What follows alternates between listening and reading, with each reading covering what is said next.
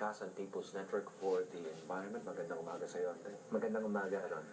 We had Secretary Pai earlier on Head Start with Karen Davila. What he was saying was, this EO is a balance already nung mga kikitain ng gobyerno, pero nakabalanse yan dun sa pagproteksyon ng environment natin. Naniniwala ka ba dito?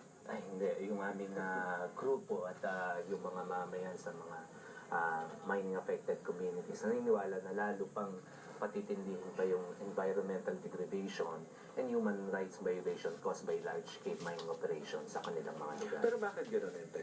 Ang pagkaka-explain ni Secretary Pai kahapon, there will be no new mining agreements until law is passed on the revenue scheme that will be affecting the government and the mining companies.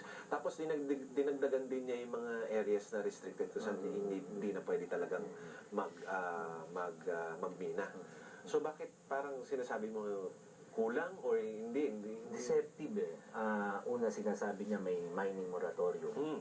Pero at the same time, i-allow niya yung approval ng mga new exploration permits. No? At ito'y bahagi ng pagmimina. Pangalawa, sinasabi niya na may hindi napapayagan doon sa mga ecotourism and prime agricultural lands.